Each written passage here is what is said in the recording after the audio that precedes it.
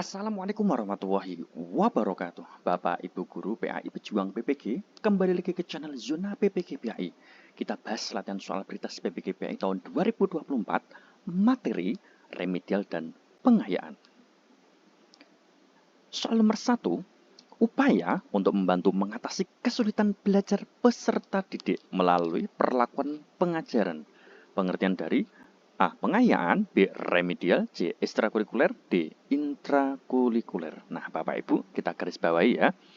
Membantu mengatasi kesulitan belajar. Nah, untuk menjawab, kita bahas terlebih dahulu. Nah, berikut Bapak Ibu. Pengayaan yaitu pembelajaran yang diberikan kepada peserta didik yang telah mencapai dan atau melampaui KKM.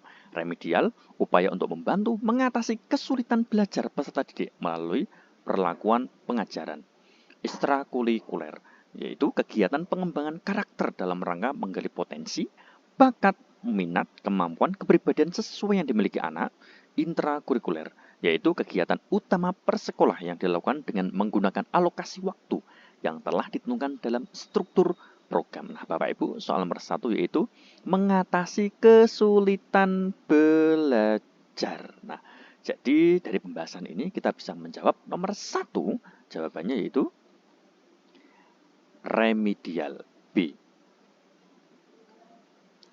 Lanjut, soal nomor 2, memungkinkan peserta didik untuk belajar sesuai dengan daya tangkap, kesempatan, dan gaya belajar masing-masing merupakan prinsip program remedial A. Adaptif, B. Interaktif, C. Berbagai metode pembelajaran dan penilaian, D. Pemberian umpan balik segera mungkin. Mari kita bahas terlebih dahulu Bapak Ibu untuk menjawab nomor 2. Jadi ada 5 prinsip program remedial, diantaranya sebagai berikut. Adaptif, yaitu memungkinkan peserta didik untuk belajar sesuai dengan daya tangkap, kesempatan, dan gaya belajar masing-masing. 2. Interaktif, yaitu bersifat interaktif dengan keaktifan pendidik untuk secara intensif berinteraksi dengan peserta didik dan memonitoring terhadap kemajuan belajar peserta didik. 3. Berbagai metode pembelajaran dan penilaian, yaitu menggunakan berbagai metode pembelajaran dan metode penilaian sesuai dengan karakteristik peserta didik. Yang keempat, pemberian umpan balik segera mungkin. Umpan balik berupa informasi yang diberikan kepada peserta didik mengenai kemajuan belajarnya perlu diberikan sesegera mungkin agar dapat menghindari kesalahan belajar yang berlarut-larut dan mendeteksi sedini mungkin kesulitan belajar. Dan yang kelima, berkesinambungan, yaitu proses pembelajaran dan pendidik harus selalu menyediakan program remedial sesuai dengan kebutuhan. Dari pembahasan ini Bapak Ibu, kita bisa menjawab. Nah, di sini yaitu sesuai dengan daya tangkap, kesempatan, dan gaya belajar. Nah, dari pembahasan ini kita bisa memilih jawaban yang tepat, yaitu adaptif. Yaitu jawabannya A. Lanjut, soal nomor 3. Berikut ini langkah-langkah program remedial kecuali A. Menganalisis kebutuhan, B. Menyusun perencanaan berdasarkan permasalahan pembelajaran, C. Melaksanakan program remedial, D. Menentukan jenis dan model pembelajaran. Sebelum dijawab, kita bahas terlebih dahulu Bapak Ibu ya.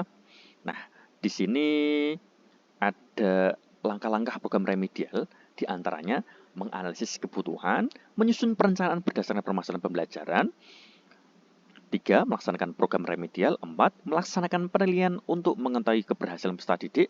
Dan yang kelima, menetapkan nilai yang diperoleh peserta didik setelah program remedial sebagai nilai akhir capaian KD muatan pelajaran. Nah, Bapak Ibu, di sini dikecualikan ya.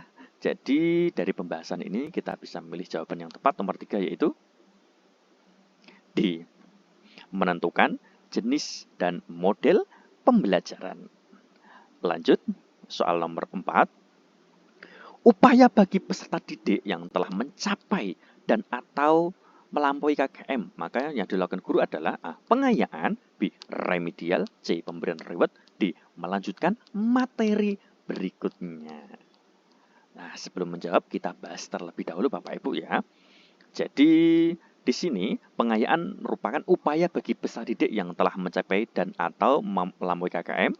Remedial, upaya untuk membantu mengatasi kesulitan belajar peserta didik melalui perlakuan pengajaran. Nah, dari penjelasan dua ini Bapak Ibu, ya di sini ditanyakan adalah upaya bagi peserta didik yang telah mencapai dan atau melampaui KKM. Nah, dari pembahasan ini jawaban yang tepat adalah A. Pengayaan. Lanjut, soal nomor 5. Pemberian materi kepada peserta didik yaitu terhadap kompetensi materi yang belum diketahui oleh peserta didik merupakan langkah-langkah sistematis dalam mengidentifikasi kelebihan kemampuan siswa dan memberikan treatment pembelajaran pengayaan melalui A. Belajar kelompok, B. Belajar mandiri, C. Pemadatan kurikulum, D. Pembelajaran berbasis tema. Nah, di sini Bapak Ibu ya. Pemberian materi kepada peserta didik yang belum diketahui. Nah, baik Bapak Ibu, kita bahas terlebih dahulu sebelum menjawab nomor 5.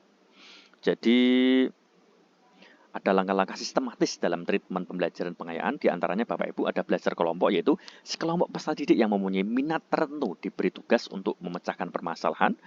Belajar mandiri itu peserta didik belajar mengenai sesuatu yang diminati, menjadi tutor sebaya bagi teman yang membutuhkan, dan pengembangan latihan.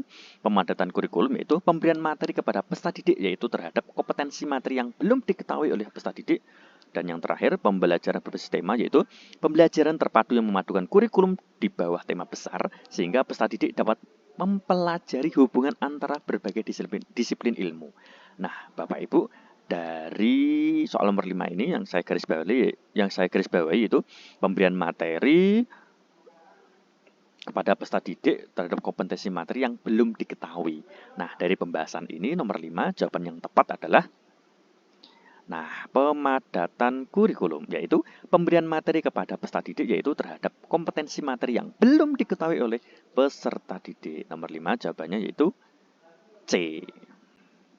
Nah, demikian Bapak Ibu pembahasan soal kali ini. Bantu yuk channel ini supaya bermanfaat dengan klik like, subscribe, dan komen. Terima kasih. Wassalamualaikum warahmatullahi wabarakatuh.